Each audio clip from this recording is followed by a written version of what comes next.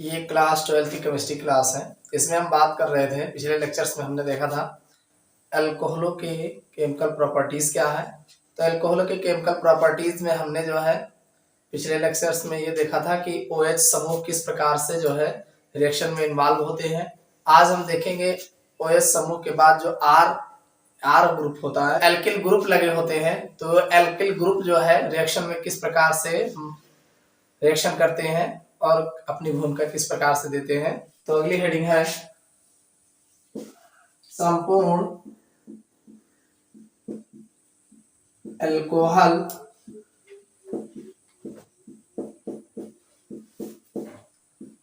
अणु की अभिक्रिया।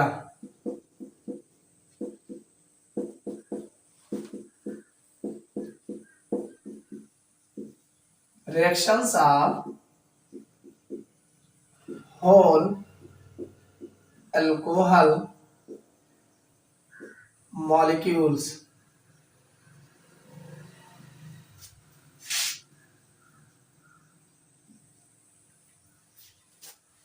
संपूर्ण अल्कोहल अणु की अभिक्रिया, reactions of whole alcohol molecules. हम ये देखेंगे जो पूरा अल्कोहल मॉलिक्यूल्स है वो किस प्रकार से केमिकल रिएक्शन करते हैं। तो इसमें सबसे पहले बात आती है निर्जलीकरण।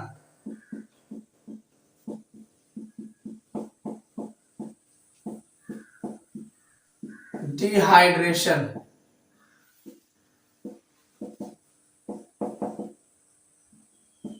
निर्जलीकरण यानी अल्कोहलों का निर्जलीकरण किस प्रकार से होता है। अल्कोहलों का जो निर्जलीकरण है ये कई तरीके से होता है।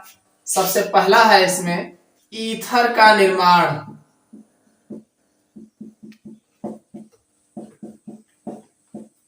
ईथर का निर्माण, फॉर्मेशन ऑफ ईथर। देखिए आप जानते हैं अल्कोहल है ROH, इसके अगर दो पार्टिकल ले लिया जाए और कोई निर्जली कारक ले लिया जाए, निर्जली कारक। निर्जली कारक का मतलब यह है कि ये इसमें से जल को निकाल के बाहर करेगा। कोई ऐसा पदार्थ ले लिया जाए जो इसमें से जल को निकाल के बाहर कर दे तो उसे हम निर्जली कारक कहते हैं। और निर्जली कारक की उपस्थिति में जब गर्म करेंगे तो ये H2O निकलेगा। आप जानते हैं लिखा है ROH, क्या लिखा है ROH लिखा है, यही तो लिखा है दो पार्टिकल, तो एक H अगला OH। भाई इधर एक साइड का H ले लीजिए और दूसरे साइड का OH ले लीजिए, है दोनों एक ही, बस एक H एक OH निकल जाएगा, H2O बचेगा ROR। क्या बच जाएगा ROR, यही तो बचेगा। और ये एक प्रकार का ईथर है, भाई H2O निकल जाएगा तो ROR बचेगा और ये है ईथर, यानी अल्कोहल जो है ईथर में परिवर्तित हो जाता है। अब यहाँ पे जो निर्जली कारक लिया जाएगा, जैसे आप एल्यूमिना ले लीजिए, Al2O3 ले लीजिए और ये लगभग 350 डिग्री सेल्सियस पे गर्म हो। आप एल्यूमिना ना लेना चाहें तो ये H2SO4 ले लीजिए और ये लगभग फिर 140 डिग्री सेल्सियस पे जब आप गर्म करेंगे तब जो है निर्जलीकरण होगा। यानी अगर आप एल्यूमिना लेते हैं, Al2O3 लेते हैं निर्जली कारक के रूप में, तो आपको 350 डिग्री सेल्सियस गर्म करना पड़ेगा। अगर आप H2SO4 लेते हैं तो आपको 140 डिग्री सेल्सियस पर ही निर्जलीकरण हो जाएगा। लिखोगे कैसे, जब हम अल्कोहल का निर्जलीकरण Al2O3 अथवा H2SO4 की उपस्थिति में कराते हैं तो हमें ईथर प्राप्त होता है। ये तो था ईथर का निर्माण। इसी में आपका भी आ जाएगा एल्कीन का निर्माण, एल्कीन या एल्कीनो का निर्माण, फॉर्मेशन ऑफ एल्कीन। अब आप कैसे एल्कीन बनाएंगे, देखो कुछ नहीं करना है, यही करना है। ये आपका ROH है, अब की बार इसको ऐसे ले लो RCH2CH2OH, ये अल्कोहल है, इसका निर्जलीकरण कराएंगे निर्जली कारक की उपस्थिति में। निर्जली कारक के उपस्थिति में इसको हम गर्म करेंगे तो इसमें से H2O निकलेगा। तो हमारा बनेगा क्या देखिए, यहाँ पे आप जान रहे हैं ये OH लगा है और इसका स्ट्रक्चर अगर आप देखोगे तो ये ऐसे है,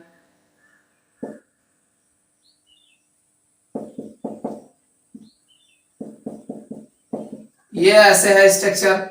अब इसमें से इस OH को इस H के साथ निकाल दीजिए तो HOH निकलेगा, तो बचेगा क्या, देखो यहाँ एक बॉन्ड कम हो जाएगा तो ये डबल बॉन्ड लगेगा और इसका भी एक बॉन्ड, तो कुल मिला के CH2 हो जाएगा, CH हो जाएगा, डबल बॉन्ड यहाँ लग जाएगा, तो ये आपका हो जाएगा RCH double bond CH2, RCH double bond CH2। भाई H2 इसमें भी निकला था, निर्जलीकरण में क्या होगा, जल का बाहर निकलेगा, तो यहाँ पर भी जल बाहर निकल रहा है, तो ये निर्जलीकरण हो रहा है।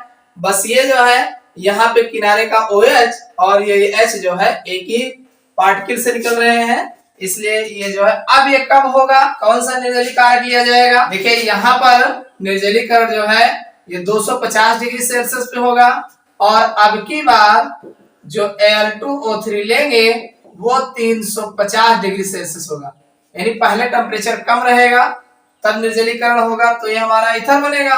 अब की बार टेम्परेचर जो है बढ़ा देंगे, जैसे ये जो H2SO4 लिया जाएगा ये 180 डिग्री सेल्सियस पे गर्म करेंगे तब बनेगा, यानी कहने का मतलब जब हम Al2O3 250 डिग्री सेल्सियस या कांग H2SO4 को 140 डिग्री सेल्सियस पर गर्म करते हैं तो ईथर बनता है, और जब यही Al2O3 350 डिग्री सेल्सियस पे या कांग H2SO4 180 डिग्री सेल्सियस पे गर्म करेंगे तो ये हमारा एल्कीन बनेगा, ये है एल्कीन। ज्यादा टेम्परेचर होगा तो एल्कीन बनेगा, कम टेम्परेचर होगा तो ईथर बनेगा। तो इसको कैसे लिखेंगे कि जब हम अल्कोहल का कांग H2SO4 अथवा Al2O3 की उपस्थिति में उच्च ताप पर गर्म करते हैं तो हमें एल्कीन प्राप्त होता है। नेक्स्ट जो है हेडिंग है हैलोजनों की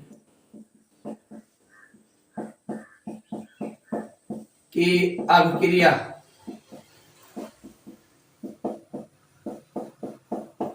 रिएक्शन विद हैलोजन,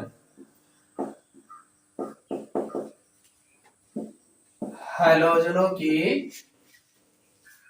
अभिक्रिया, यानी अल्कोहल पर जो है हम हैलोजन की अभिक्रिया कराएंगे। देखो ये हमारा अल्कोहल है RCH2CH2OH और इस पर अगर हम Cl2 की क्रिया कराएंगे तो इसमें से एक H यहाँ से एक H यहाँ से निकल जाएगा HCl बना के, एक Cl एक H यहाँ से एक H यहाँ से HCl बना के निकल जाएगा, तो हमारा बचेगा RCH2CHO, एक H बच जाएगा एक O बच जाएगा, ये बच जाएगा। और अगर पुनः इस पर Cl2 की क्रिया कराएंगे तो ये जो H है एक H और एक Cl निकल जाएगा, तो एक Cl यहाँ लग जाएगा, तो हो जाएगा RCHClCHO। और यही कार्य फिर पुनः Cl2 अगर करते हैं तो पुनः HCl निकल जाएगा और फिर बचेगा RCCl2CHO।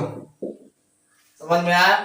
देखो ये अल्कोहल है, इसका आप क्लोरीनीकरण करा रहे हो तो क्लोरीनीकरण जब कराओगे तो एक HA और एक HA दो मिलकर के दो Cl परमाणु है, दो Cl परमाणु दो हाइड्रोजन के साथ जो है 2HCl बना लेंगे, तो यहाँ बचेगा CHO बचेगा, तो ये हमारा बन जाएगा एल्डिहाइड बन जाएगा। एल्डिहाइड अल्कोहल जो है एल्डिहाइड में चेंज हो जाएगा। और पुनः जब आप Cl2 की क्रिया कराएंगे तो अब की बार यहाँ से हाइड्रोजन एक क्लोरीन के साथ HCl बना लेगा और HCl बनाने के बाद तो ये एक क्लोरीन यहीं पे लग जाएगा जहां से हाइड्रोजन निकलेगा, तो ये बन जाएगा, ये है अल्फा हाइलो व्युत्पन्न, alpha high-low derivatives, alpha high-low उत्पन्न।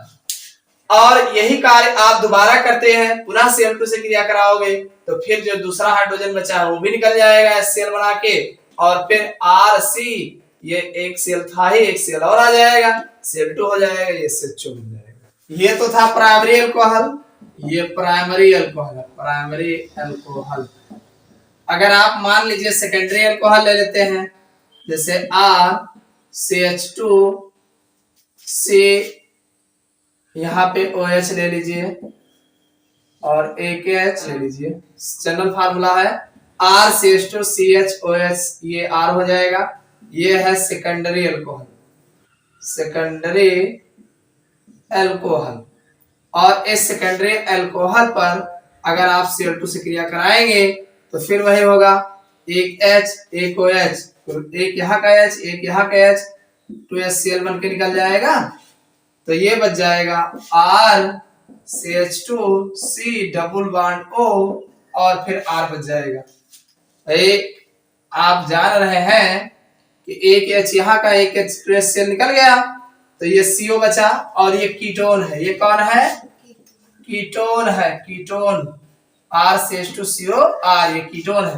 अगर आप फिर वही कार्य कर रहे हैं, पुनः Cl2 जोड़ रहे हैं, तो फिर HCl निकलेगा, तो अब की बार यहां से निकल जाएगा। तो RCH, एक Cl ऊपर लग जाएगा और फिर C double bond O R, alpha hello derivatives, जिसे आप अल्फा हेलो व्युत्पन्न बोलते हैं।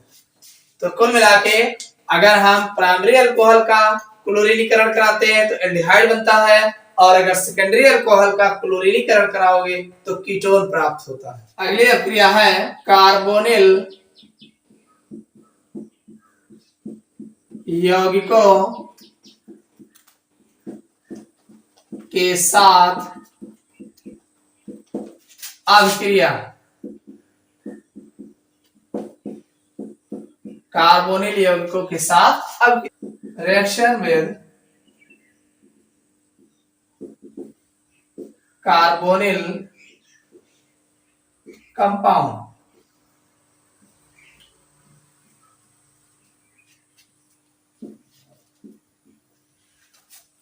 कार्बोनिल यौगिकों के साथ अभिक्रिया, रिएक्शन विद कार्बोनिल कंपाउंड। तो कार्बोनिल यौगिक होते क्या है? कार्बोनिल यौगिक जिसमें CO ग्रुप होता है, तो जैसे आपके एल्डिहाइड आ जाएंगे और कीटोन। कार्बोनिल यौगिक में आपके एल्डिहाइड आएंगे और कीटोन आएंगे, तो कहने मतलब एल्डिहाइड और कीटोन से क्रिया कराएंगे।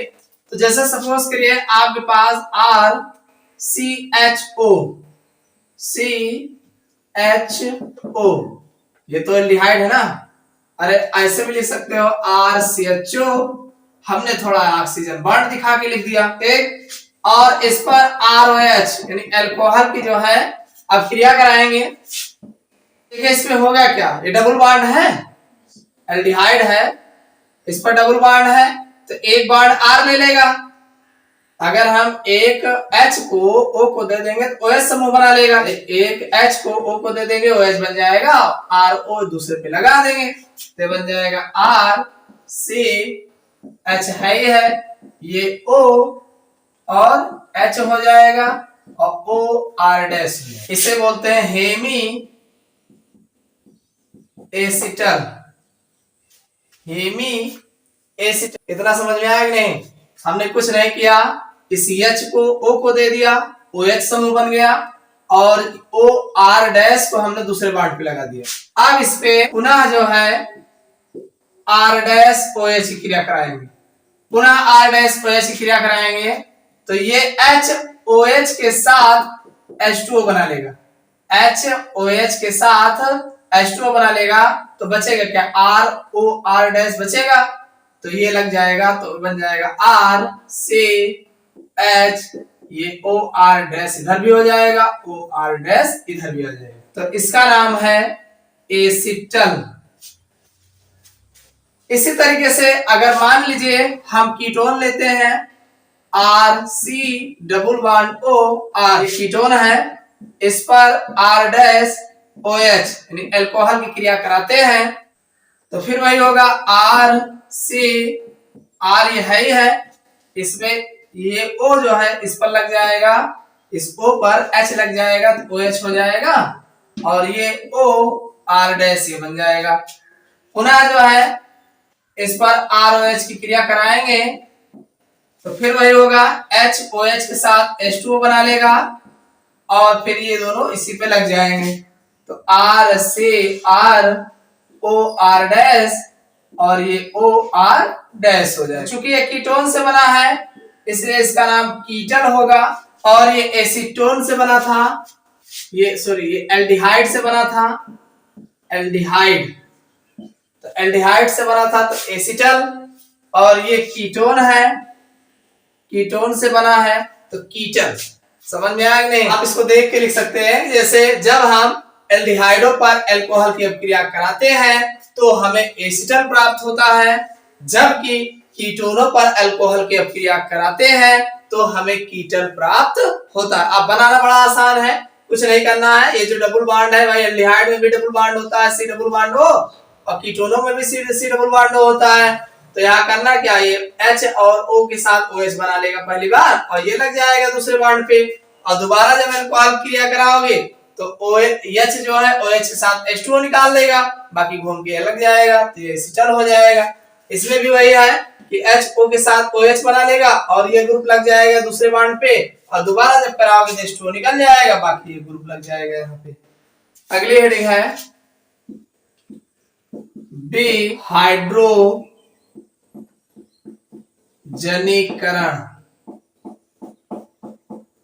डिहाइड्रोजनीकरण, डिहाइड्रेशन, डिहाइड्रेशन, विहाइड्रोजनीकरण। देखो इसमें हम अल्कोहल का डिहाइड्रेशन कराएंगे। डिहाइड्रेशन, विहाइड्रेशन, डिहाइड्रेशन, विहाइड्रेशन होता क्या है, जिसमें से हाइड्रोजन बाहर निकलते हैं उसे हम विहाइड्रोजनीकरण कहते हैं, जिसमें हाइड्रोजन जोड़ा जाता है उसे हाइड्रोजनीकरण कहते हैं। तो हाइड्रोजनीकरण में हाइड्रोजन जुड़ेगा और विहाइड्रोजनीकरण में हाइड्रोजन निकलेगा। तो ऐसे डिहाइड्रेशन में निकलेगा और हाइड्रेशन अगर लिखा जाएगा तो H2 जुड़ेगा। तो यहाँ पे अल्कोहल है RCH2OH, ये हमारा अल्कोहल है। और इसको अगर हम CO गर्म कापर पर यानी कापर उत्प्रेरक पर 300 डिग्री सेल्सियस ताप पर प्रवाहित करते हैं तो इसमें से H2 निकलेगा। जैसे सपोज करिए ये दोनों हाइड्रोजन अगर निकाल देंगे तो क्या बचेगा, RCHO बचेगा और प्लस H2, ये है एल्डिहाइड, एल्डिहाइड। ये था प्राइमरी अल्कोहल। कौन सा अल्कोहल, प्राइमरी अल्कोहल था। अगर मान लीजिए हम सेकेंडरी अल्कोहल लेते हैं RCH2 से, यहां पे OH लगा दीजिए और फिर जो है R ले लीजिए। इसको अगर आप गर्म कापर पर 300 डिग्री सेल्सियस ताप पे प्रवाहित करेंगे तो इसमें देखिए एक H यहाँ का, एक H यहाँ का, H2 निकल जाएगा तो बचेगा RCH2C double bond O R और प्लस H2। तो चूंकि एक प्रकार का ये कीटोन है, क्या है, कीटोन। इसी तरीके से ये सेकेंडरी था। अगर हम टर्शियरी अल्कोहल लेते हैं, ये है सेकेंडरी अल्कोहल। अगर हम टर्शियरी अल्कोहल लेते हैं CH3 का हो COH, ये है टर्शियरी अल्कोहल, टर्शियरी अल्कोहल। अगर हम टर्शियरी अल्कोहल लेते हैं और Cu की उपस्थिति में 300 डिग्री सेल्सियस ताप पर गर्म करते हैं तो इसमें से H2 नहीं निकलेगा। देखो यहाँ का OH और इस ग्रुप के किसी एक का H मिल करके H2O निकलेगा, निर्जलीकरण क्रिया हो जाएगी तो बचेगा CH3 से एक CH3 ये हो जाएगा और डबल बॉन्ड CH2 हो जाएगा और प्लस H2। समझ में आया? देखो ये ऐसे है, CH3 OH। गौर से देखिए ये स्ट्रक्चर यही है। तो इसमें का अगर हम एक H यानी CH2 हो, एक H ऐसे हो, एक H OH के साथ H2O बना के निकाल देंगे तो एक बॉन्ड यहाँ खाली होगा और एक बॉन्ड यहाँ खाली होगा तो मजबूरन ये बॉन्ड यहाँ लग जाएगा। तो ये बन जाएगा CH3 का whole two C double bond CH2। तो यही बनेगा जाकर के।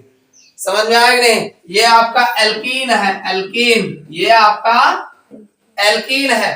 तो आप कैसे लिखोगे कि जब हम प्राइमरी अथवा सेकेंडरी अल्कोहल का डिहाइड्रेशन या विहाइड्रोजनीकरण कराते हैं गर्म कॉपर उत्प्रेरक की उपस्थिति पर, तो हमें प्राइमरी अल्कोहल का एल्डिहाइड तथा सेकेंडरी अल्कोहल का कीटोन प्राप्त होता है, जबकि टर्शरी अल्कोहल निर्जलीकरण की अभिक्रिया देते हैं और एल्केन बनाते हैं।